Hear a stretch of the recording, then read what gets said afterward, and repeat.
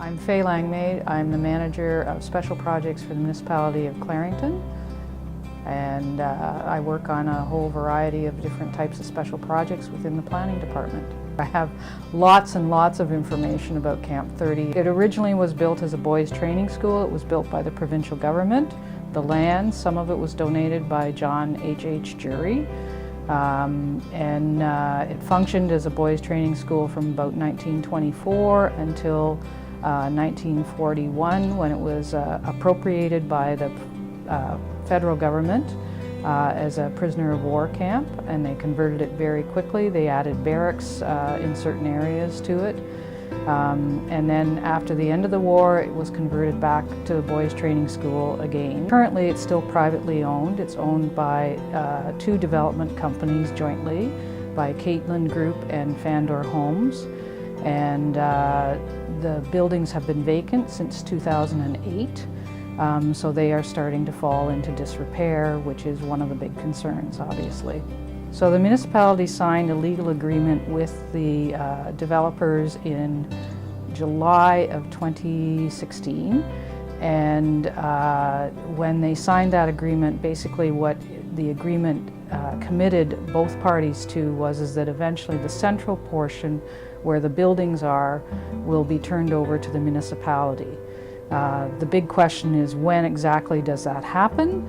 And it's contingent upon some other developments happening by the developers on the southern portions and the northern portions of the land. So we're working through that process jointly.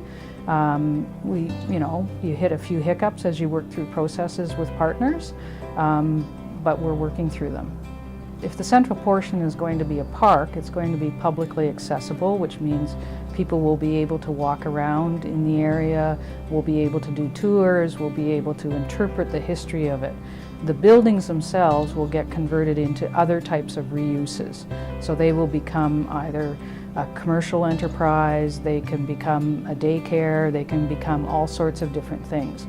So what we would need to do is to find people who are willing to take on that responsibility of converting those buildings into those other types of uses. That's one of the reasons that the municipality helped create the Jury Lands Foundation. So the Jury Lands Foundation is a private foundation that is a registered charity seeking not-for-profit charity or charitable status so that it can issue tax receipts. It could then apply for funding. The park is a for sure thing. Okay. The timing of it is a question mark at this point.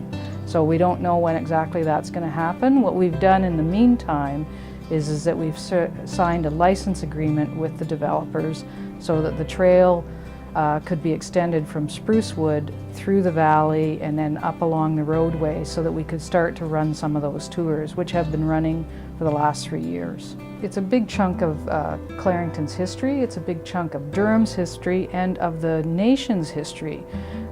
Canada had 40 prisoners of war camps. Not one of them, except for this one, exists in that form any longer. So that's part of our history that we need to interpret and pass on to the younger generation. The whole history of the boys' training school, we also need to pass on to the younger generation, because we have changed the Young Offenders Act, and it's not the whole way that I guess youth crime is dealt with now is much, much different than it was back in the 1970s and earlier.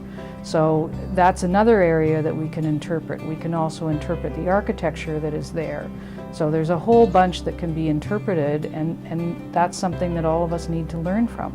One of the things that we as the municipality have tried to commit to all the way through this is that we would not redevelop the buildings and the grounds on the backs of the local taxpayers. That's one of the reasons that we went after the national designation for the site.